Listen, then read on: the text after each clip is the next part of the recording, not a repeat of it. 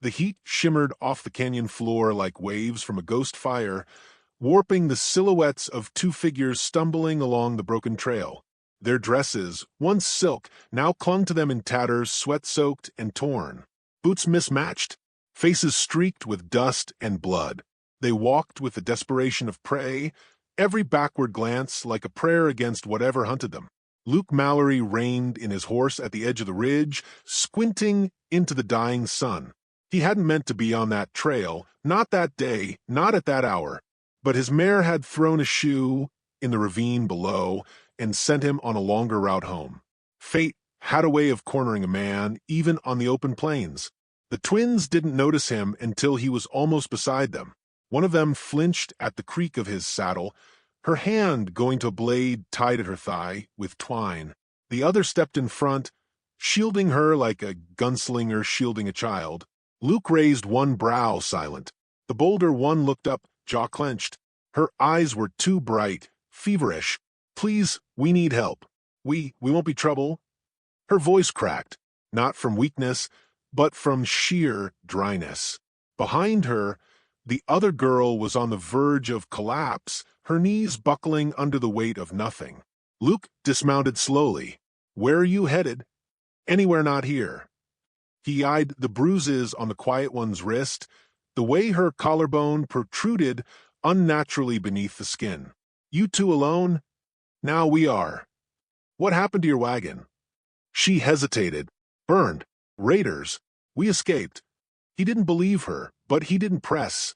A man didn't look at girls like these with suspicion, not if he still had a soul. They were too worn to be lying. Or maybe the lie was their protection. "We'll work for food," she added quickly. We'll please you tonight if you want." That made him stop cold. Luke glanced at her again, slower this time. She was trying to sound older than she was, but the tremble in her throat betrayed her. She didn't believe the offer any more than he liked hearing it. "I don't want that," he said, evenly. "Then just don't leave us here." The quieter one, Maybelline, he'd learn later, looked up at him with something like shame flickering behind her eyes, though she never said a word. Luke tilted his hat back and exhaled through his nose. "My ranch is 2 hours' ride north. You make it, you can rest." No one said thank you. They just nodded, as if they knew words were currency they couldn't afford to spend. He helped the smaller one up onto his mare, and the other climbed up behind her. Luke walked beside them on foot, his boots stirring dust that glowed orange in the sunset. The only sound was the creak of saddle leather and the slow drag of silence. By the time the ranch came into view, the last light had vanished. The land stretched wide, fenced with barbed wire and pine. A single lamp burned in the window of the bunkhouse. Luke helped the girls down, guiding them into the warmth of the main cabin. The place smelled of oil, smoke, and soap, sparse but clean. They stood there, awkward in the doorway, unsure whether they were guests or fugitives. Luke grabbed 2 quilts from a chest and tossed them onto the bed. "Names?" he asked. The older one answered first. "Retta. This is my sister, Maybelline." "Mallory," he said. "Luke." Maybelline gave the faintest nod before curling up on the edge of the bed, fast asleep before her head hit the pillow. Retta remained standing.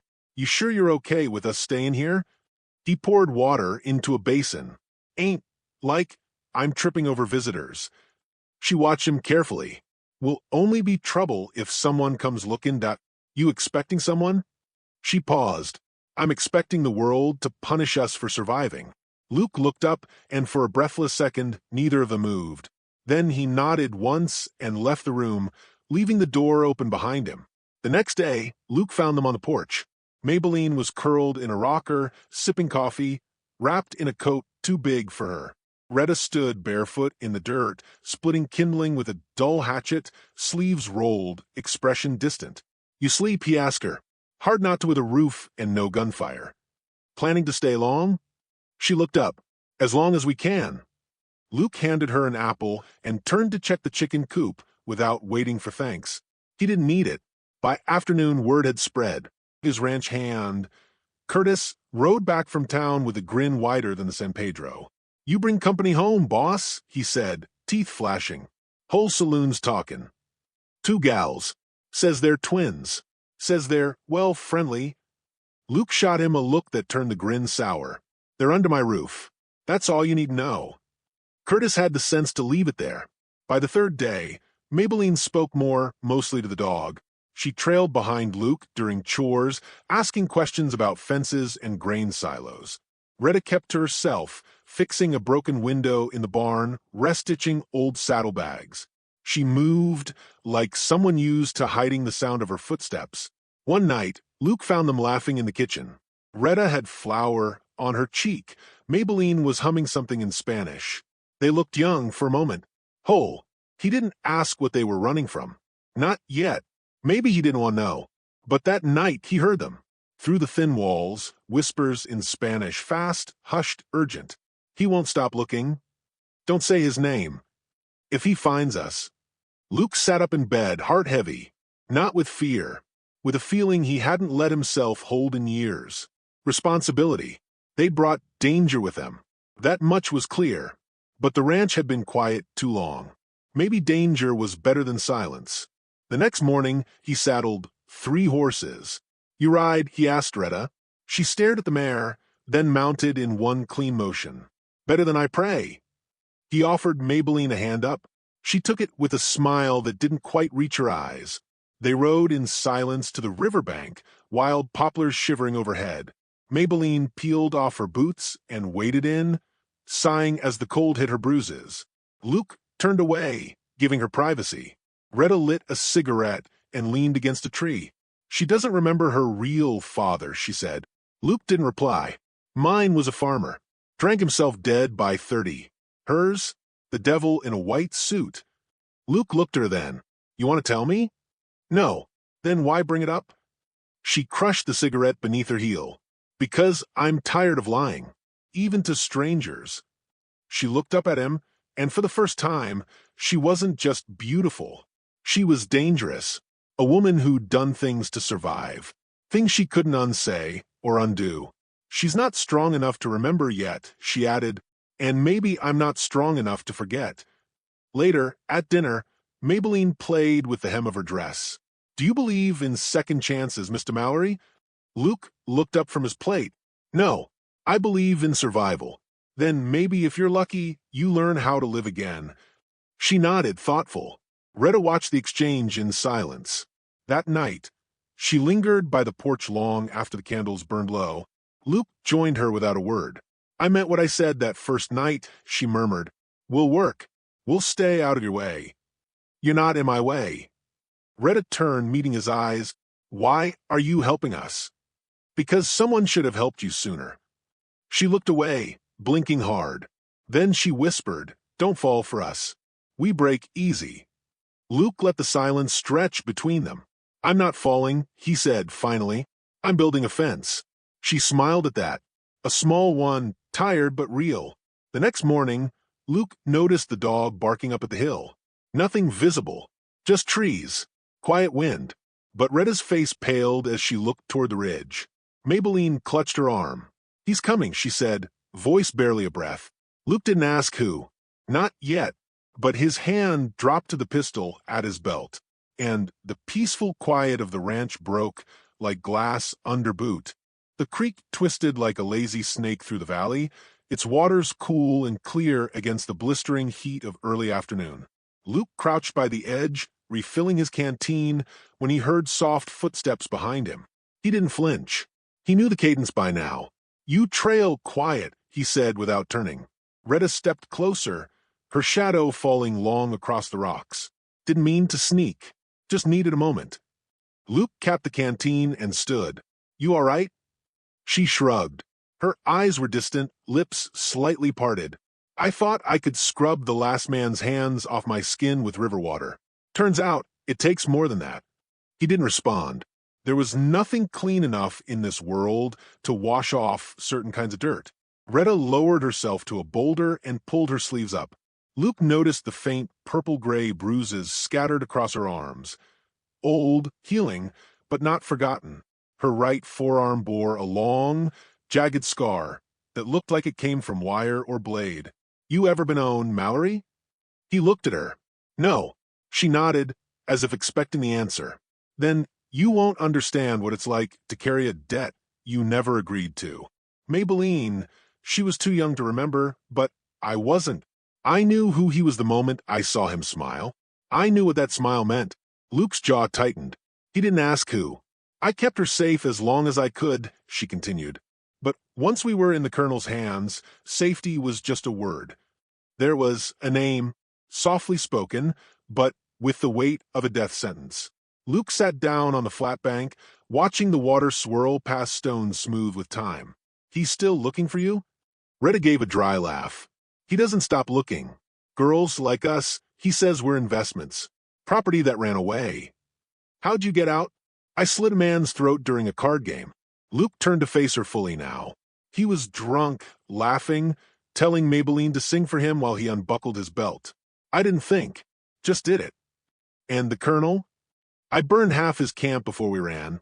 Don't know if he lived, but I saw his face in the firelight. He wasn't dead when we fled. She looked down at her hands, flexing them slowly. We've been running for 8 months. Took his gold, his horse, and every mile we could carry on our backs. Luke said nothing for a long while. The birdsong and rustling leaves filled the silence between them, and still neither moved. When they rode back to the ranch, the dust along the trail seemed heavier, as if it too bore secrets. Maybelline was waiting on the porch, her hair damp, cheeks flushed. We have visitors, she said simply. Luke dismounted. Who? The sheriff. Inside, Sheriff Webb stood near the fireplace, hat in hand, boots still caked in red trail mud. He was a lean man, wiry and direct, known more for his fairness than for fast draw. Luke, he said, didn't know you were taquine in strays. Luke poured a glass of water and handed it to Retta without looking at the lawman. They're working for their stay. Webb turned toward the girls, his face unreadable. Then he pulled something from his coat pocket, 2 sheets of thick paper, folded twice. He spread them on the table. Wanted posters. The likeness was faint but unmistakable. Retta's jaw clenched the second she saw them. Maybelline didn't look at the image. She looked at Luke. Charges, Luke asked. Murder. Theft. Arson. Couple of marshals think they crossed the border with cartel gold. Word is they were part of a traveling cabaret that got gutted in New Mexico. Someone torched the whole wagon. Who says they did it? Webb shrugged. Only survivors were them and a man who lost half his face. He named the girls. Swore they led the mutiny. Said they ran with enough money to buy a township. Luke stared at the sheriff, then back at the girls. Neither looked surprised. Only tired. You come here to arrest them? He asked. Webb lifted his hat to scratch his temple. I came to ask questions. Official notice ain't even reached Texas yet, but you should know who you're sheltering. They're under my roof. Doesn't make 'em innocent. Doesn't make 'em guilty either. The sheriff nodded slowly. I figured you'd say that. He tipped his hat toward the girls and stepped out into the sun, spurs jingling as he mounted his horse. Before riding off, he called back, keep your rifle close. If the Colonel's half the legend folks say, he won't knock first. Retta sat down heavily, her face pale. Maybelline was shaking, lips pressed together in a silent prayer. Luke looked at them both, voice quiet. I need the truth. All of it. Retta didn't speak this time. Maybelline did.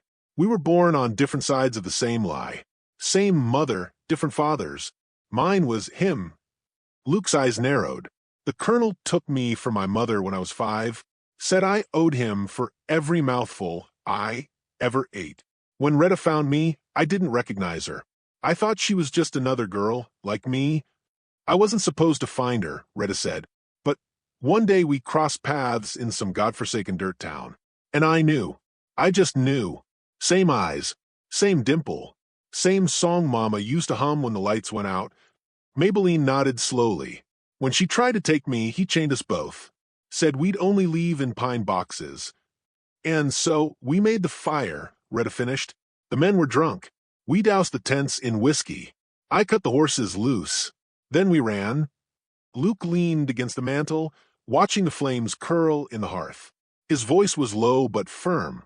You should have told me. Would you have helped? Retta asked. Yes. Maybelline's voice cracked. Even if we're killers? He didn't answer that. Later that night, the mood in the house had soured like spoiled milk. Luke sat on the porch, staring into the trees. He'd sent Curtis out with a rifle to scout the western hills. He didn't want surprises. Not now. Inside, Retta braided her hair, fingers quick and mechanical. Maybelline stood near the window, watching the moon rise. Then, to break the quiet, Retta spoke without looking up. "You ever dance, May?" "Not without someone paying to watch." Retta's hands paused, then dropped to her lap. Luke heard it through the open window. He stood up, entered the house, and moved to the old phonograph. He placed a record, one of the few he owned, and let the scratchy sound of a slow waltz fill the air. He extended a hand. "Dance with me." Retta blinked. "You don't even like me." "I didn't say I did. I said dance." Reluctantly, she stood and took his hand. Maybelline smiled for the first time that day, sitting down by the fire to watch. Their movements were stiff at first. Luke stepped on her toe. She cursed under her breath. Then she laughed. For a moment, the tension cracked open and light poured through. "I'm rusty," he muttered. "You're a corpse." But they kept going. One step, then another. Maybelline clapped her hands. "Faster." "Not in these boots," Retta said, but she twirled anyway, stumbling into Luke's chest. He caught her, hand firm at her waist. They didn't speak then, just breathed in time with the fading music. The moment ended when the dog outside let out a low, guttural growl. Luke froze. Retta pulled away. Outside, a rider moved along the ridgeline, a silhouette outlined in silver. Watching, waiting. Then the figure turned and disappeared into the trees. Luke grabbed his rifle. Retta didn't ask who it was. She didn't have to. "They've found us," Maybelline whispered. Luke looked at her. Not yet. But his heart said otherwise. The colonel was near, and he wasn't the type to send a warning shot. The sun barely crested the horizon when the first shot cracked through the morning stillness. Luke jerked upright from the bedroll on the floor, heart slamming against his ribs. He knew that sound. A long rifle. Distance shot. Meant to wake, not kill. The second shot shattered the barn's lantern. He was on his feet in seconds, grabbing the Winchester from its place by the door and loading it with practiced fingers. Retta was already up, standing in the hall with a revolver clenched in both hands. Maybelline cowered behind her, eyes wide and shimmering in the dawn light, filtering through the slats. "They found us," Retta said without emotion. Luke didn't respond. He pushed past her, checked the windows, then moved out onto the porch low and fast. From the cover of the post, he scanned the hills. Movement, 3 riders, shadows ducking in and out of the pines like ghosts. Another shot rang out, closer this time. A warning. Not yet a charge. Curtis stumbled out of the bunkhouse, half-dressed and swearing. "You expecting guests this early?" "Shut up and get your rifle," Luke barked. Curtis hesitated a beat too long. Then he disappeared back into the building. Retta appeared behind Luke. "They won't come straight in. That's not how he works." "How many?" "Could be 3. Could be a dozen. But he always watches first. Measures fear."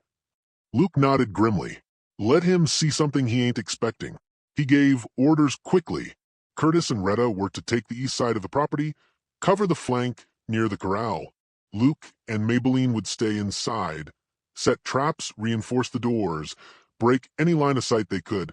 They moved with precision, not because they were trained, but because fear sharpens the will to live.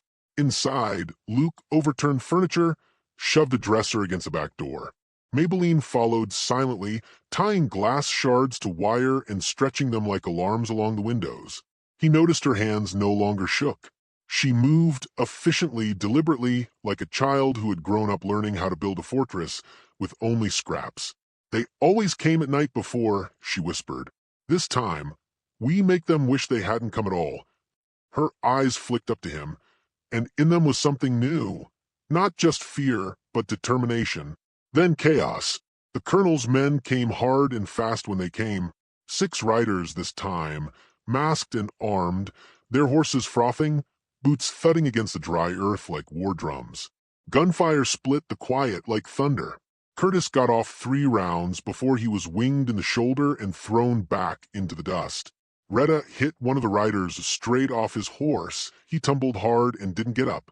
Luke fired from the porch, picked off another charging man, the shot cracking through his skull clean. But in the noise, in the panic, they didn't see the back window until it burst inward. Maybelline screamed as 2 of the colonel's men came through, one grabbing her by the hair, the other smashing Luke across the jaw with the butt of his rifle. He hit the ground hard, dazed, blood flooding his mouth. From the corner of his vision, he saw Maybelline kick Claw, but she was dragged away, her voice swallowed by gunfire and hooves pounding away from the ranch. Retta burst into the room seconds later, eyes wild. "She's gone," Luke said, wiping blood from his chin. Retta didn't scream. She didn't cry. She looked at the broken window, then at Luke. "I want him dead." They rode before noon. Curtis was left behind with a shotgun and a tight bandage around his arm. Luke and Retta pushed through the high passes, following the tracks, fresh, fast, direct. No effort to hide them. The colonel was baiting them. Luke knew it. Retta knew it. Still they rode. The land grew crueler the farther they went. Rocks jagged like broken teeth. Dry washes that threatened to give way beneath the horses. But neither slowed. Maybelline's life was on a timer. By nightfall, the tracks led to a bluff overlooking Devil's Gorge. A narrow valley below, smoke rising from campfires. Luke slid from his horse and handed Retta the spyglass. 4 tents, a small fire pit, 2 guards visible. "She's in there," Retta said. "I feel it." Luke nodded. "We wait. Hit them before dawn." Retta drew her revolver, checked each chamber. "No speeches. Not unless you need one." "I don't." He laid out the plan. "Quiet approach. Split left and right. Take out the sentries. Find Maybelline. No second tries." But before she turned to go, she paused. "There's something I didn't tell you," she said, voice low. "She's not my twin." Luke looked at her. "What do you mean?" "Same mother. Not the same day. I'm 3 years older. My father was a soldier. Hers was him." Luke took a breath. The pieces rearranged themselves in his mind. "She doesn't know," he asked. "She can't. If she ever found out what he did to Mama, what he did to me." Her voice broke. She wiped it away with the back of her hand. "She's all I got. I didn't protect her before. I will now." Luke laid a hand on her shoulder. "We'll get her back." When they moved as shadows. No words, just breath and wind. Luke reached the first guard, knife ready. 1 slash. Soft collapse. Retta handled the second, slipping behind him and jamming the blade deep before he could speak. They met at the edge of the camp, eyes scanning. Maybelline was in a cage, a real one, wooden slats nailed into the bed of a wagon. She sat inside, knees pulled to her chest, a bruise blooming along her jaw. Luke stepped forward. A twig cracked underfoot. One of the tents flared open. The colonel stepped out slowly, elegant even now, his white shirt pristine, his face clean-shaven except for a cruel smile etched beneath his mustache. A pistol rested casually at his side. "You've come far," he said softly, voice almost kind. "But you always come back, Retta. That's your flaw." She raised her gun. "Let her go." He ignored her, looked past to Luke. "And who's this? Another cowboy with a savior complex?" Luke said nothing. The colonel chuckled. "You think she loves you, boy? She loved the last one too. Until she slit his throat in his sleep." Luke stepped closer. The colonel tilted his head. "You know, I almost admired it. Fire, knives, that gold you took from me. But Maybelline, she's different. She's soft, breakable." Retta fired. The shot ripped through the night, catching the colonel in the side. He stumbled, gasped but didn't fall. Instead, he raised his pistol and fired back. Luke shoved Retta aside, the bullet grazing his arm as he hit the dirt. Pain flared sharp and sudden. More men burst from the tents. 3 total. Retta shot one in the chest, Luke another in the leg. The last tackled him. Fists flew. Luke's world shrank to fists and boots and dirt in his teeth. He headbutted the man hard, cracked his nose, then rolled and brought his knife up, once, twice, until the body stopped moving. Retta dragged herself to Maybelline's cage, smashing the lock open with the butt of her gun. Maybelline stumbled into her arms, crying now, voice hoarse. I thought he'd... Shoo, Retta whispered. You're safe. I'm here. We're here. But behind them the colonel rose, gun shaking, face pale, blood running down his shirt. You're mine, he snarled, raising the weapon. Maybelline stepped forward. No, she said, voice low but steady. From her dress, she pulled a small blade, one she'd stolen during her capture hidden in her boot, and she lunged. The blade sank deep into the colonel's chest. His mouth opened. No words came. He collapsed backward into the dust. Silence fell. Luke breathed, one hand pressed to his bleeding arm. Retta cradled Maybelline, rocking her gently. No cheers, no victory songs. Just the sound of fire crackling and 3 people breathing like they'd forgotten how to. Luke finally stood, blood-soaked but steady. He looked at the sisters, both changed, neither broken. We should go, he said. Retta nodded, wiping a streak of ash from Maybelline's cheek. Let's go home. They rode in silence, dawn lighting the trail behind them. The colonels camped nothing but smoke in the valley below. And though they didn't speak it aloud, each knew the truth. The hardest part wasn't the fight. It was learning how to live again with what they had done and what they had survived. They reached the ranch at dusk, dust trailing behind their horses like smoke off a dying fire. The air was thick with silence, the kind that settles before something breaks. Maybelline hadn't spoken since the gorge. She rode hunched, arms wrapped tightly around her middle, eyes fixed on nothing. Retta flanked her like a sentry, her revolver still holstered but never far from hand. Luke led them in, his left arm stiff in a sling and his right hand wrapped around the reins with quiet intensity. The house stood, unchanged, but the land around it felt different, charged. Curtis emerged from the bunkhouse, mouth falling open at the sight of them. He rushed forward, half limping, one arm bandaged and stained, but alive. You made it, he said, breathless. Son of a bitch, you actually did it. Luke dismounted first, eyes scanning the ridge, out of habit. We lost one horse. Colonel's men are dead. He's dead. It's over. Curtis looked at the sisters. She all right?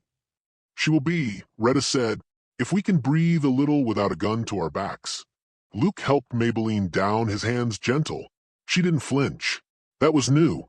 She touched the porch rail, then her fingers curled around it like she was testing whether it was real. Inside, Luke lit the lantern and set it near the window. Shadows danced across the walls, familiar now. Safe. Retta pulled off her coat and sat down slowly. Her shoulders sagged for the first time in days. Luke poured whiskey into 3 glasses, the good kind he saved for visitors who didn't ask questions. He handed one to Maybelline, and to his surprise, she took it. She sipped once, coughed, then laughed a little, dry but real. It tastes like old boots, she said. You get used to it, Luke muttered, taking a swallow. Retta clinked her glass against his. To fire. To freedom. Maybelline stared into hers. To not being property anymore. The toast settled between them, heavy and warm. That night they didn't speak much. Sleep came slow, but without the tremble. Luke lay awake on the cot near the hearth, his good arm tucked behind his head, listening to the stillness. The wind whispered against the slats, but no hoofbeats echoed across the hills. No voices, no screams. He could almost believe it was over. At dawn, he woke to the sound of birdsong and Retta sharpening a blade in the kitchen. She looked calmer, focused. Her movements were measured now, not frantic. Maybelline sat at the table, sketching something into a torn sheet of newspaper with a stub of charcoal. When he approached, she turned the paper toward him. A map. She'd drawn the land around the ranch, fields, hills, the old well, the southern fence line, and something he hadn't seen before, a trail through the back ridge. Narrow, hidden. They watched us from there, she said. I saw it. Before. When I was out by the creek. Luke leaned in. You think someone's still out there? I think he didn't come alone. Retta's eyes met his. Then we finish it. Luke nodded. If they come, they won't leave. The next hours blurred into motion. They worked without speaking. Luke reinforced the windows and dug trenches near the east field. Curtis helped rig a few makeshift traps with tripwire and broken plow blades. Maybelline stayed close to the house, setting up alarms with tin cans and thread, her hands precise, every knot tied with the memory of chains. Retta climbed to the lookout post, a rifle slung across her back and a spyglass tucked in her belt. She watched the ridge for hours, eyes narrowed to slits. At noon, she came down fast. Riders. 3 of them. Not locals. Luke slung the Winchester over his shoulder. How long? Maybe an hour. They're moving careful. Curtis grunted. Think they know he's dead? Maybe, Luke said. But maybe they want to take his place. Maybelline drew her revolver from the drawer and checked it the way Retta had taught her. Her fingers didn't tremble now. She slipped it into the band at her waist and met Luke's gaze. I'm staying, she said. No hiding this time. He gave her a nod. All right. They took positions. Retta on the barn roof with a long rifle. Curtis behind the feed barrels near the corral. Luke crouched at the side of the porch, eyes trained on the trail. Maybelline, despite every warning, remained inside by the front door, her revolver in hand. The riders came slow, dust rising behind them in thin plumes. When they came into view, they dismounted and walked the last 100 yards on foot, hands visible, no guns drawn. But that meant nothing. Luke counted them. 3, 2 men, 1 woman, all rough around the edges. One had a scar running from his jaw to his collar. Another wore a Union cavalry coat over denim and carried a shotgun slung low. The woman led. Blonde, tall, eyes cool as river ice. Afternoon, she called out. Her voice was calm. We ain't here to die. We just want what we're owed. Luke stepped from behind the post. What's that? Gold. The colonel had a stash. Girls took it. It's ours now. Colonel's dead.